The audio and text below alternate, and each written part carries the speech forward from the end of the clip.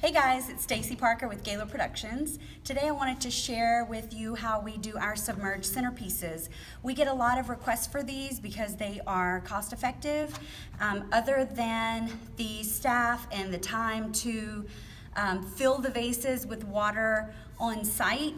These are pretty quick and they don't use a lot of product. So I have people ask me, how do we get the flowers to stay down? So I just thought I'd do a little quick tutorial. Okay, so this wedding has gorgeous colors. It is a mix of pinks and purples and fuchsias. And so we're gonna have a mix. We don't have all of our stuff here to do every one of them, so I'm just gonna show you one today. We've already done one with the callas, and so we're going to do the one now with the dendrobium orchids.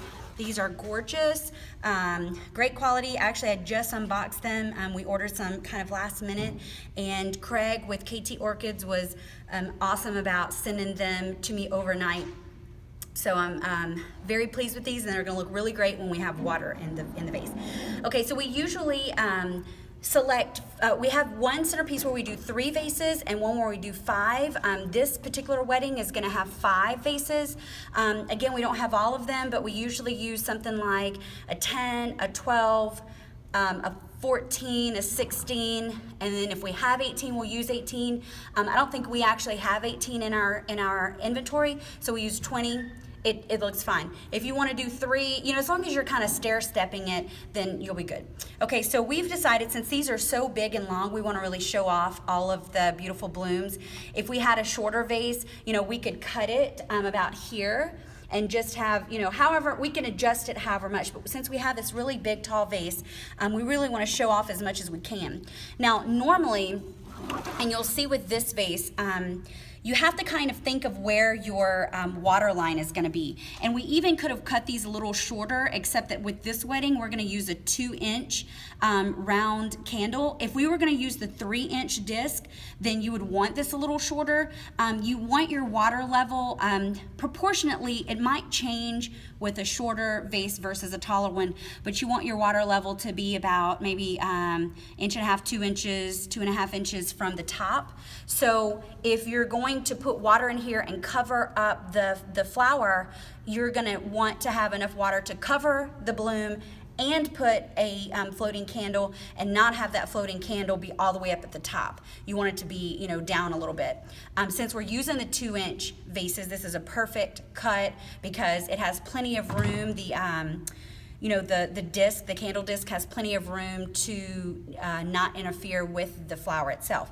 So this is another one that's really great for that because, you know, once we put this in, it's a very thin stem, and so the candle will have, the 2-inch candle will have plenty of room to go around the stem and not, you know, interfere and push, the stem won't push the candle up or, you know, anything like that.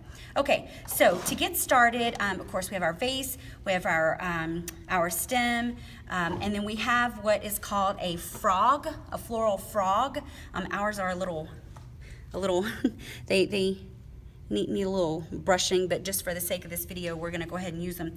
And then we also have these really beautiful glass beads. These are a combination of colors. I think it's gonna accent, as you already saw in the Gala vase, it accents the flowers that we're using very well. And it serves to hide the frog.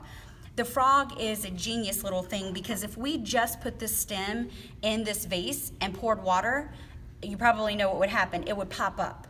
Occasionally you'll find a stem that may, you know, grasp some water in the blooms and weigh it down, but not most of them. You know, here we even have a tulip that we've done this with. A tulip would, you know, definitely float if the stem did not, the rubbery stem didn't catch the side of the vase, but we don't even have to worry about that because we have a frog. So, okay, before I put it in here, I'm gonna give it a fresh diagonal cut, and then this is seriously so easy. You just stick the stem like right down hard into the middle of the frog, and then that's it. It's a little top heavy, so I don't want to let go of it too much, but you can kind of get the concept of this thing weighs it down and it keeps it from floating up. So now the easy thing is you just pick it up by the stem and you can drop it in. Now, one of the things that I didn't do beforehand that I normally would have done is to kind of, gauge how much I need to trim the stem. So for example, if this were a thicker bloom like the tulip, I wouldn't want to just put it in there right off the bat. It's because I might have to take it back out and cut it again. So what you can do is just hold it up beside the vase, and that'll kind of show you where it's going to be once you put it in there. It might be a tiny bit higher because of the, thickness of the frog, but that's a good way of trying to figure out, how much you need to cut off the bottom of it. I'm actually satisfied with this. I might give it cut a little bit more off, just so that less of this green stem is showing and more of our flowers are showing.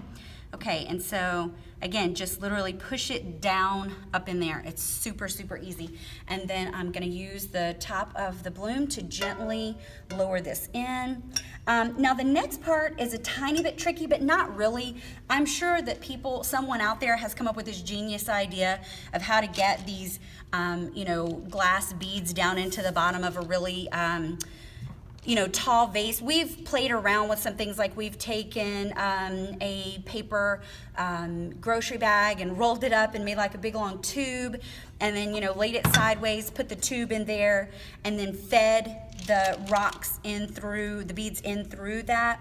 I don't have that with me today, so I'm just going to kind of do it the old-fashioned way. Okay, so I'm just gonna put these in.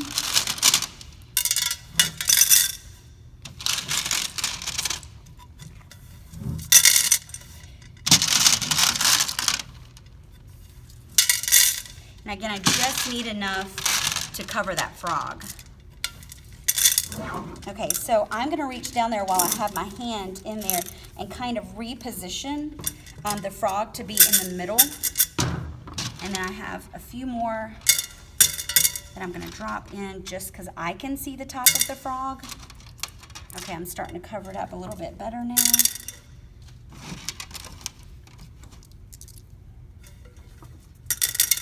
Okay, there we go.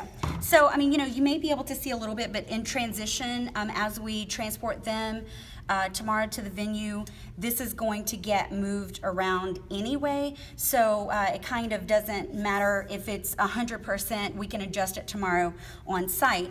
And so what we like to do, excuse me for just a moment.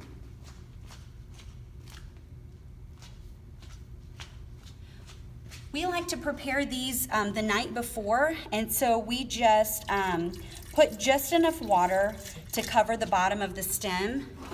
I mean, they can be, drinking and sitting in a bucket, waiting for us to have more work to do tomorrow, or they can be sitting in the vase, and then we can actually take these and put them back in the boxes that they came out of, and they're ready for transport. So this is actually a pretty good example too of if we would have done a 3-tiered. I mean, that's a really beautiful centerpiece just right there.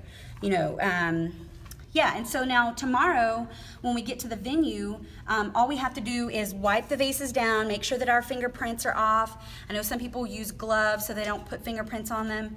Sometimes our gloves get taken off and we forget to put them back on, so we always have Windex wipes to wipe down fingerprints, and then we're gonna fill it up with water, and then, excuse me again,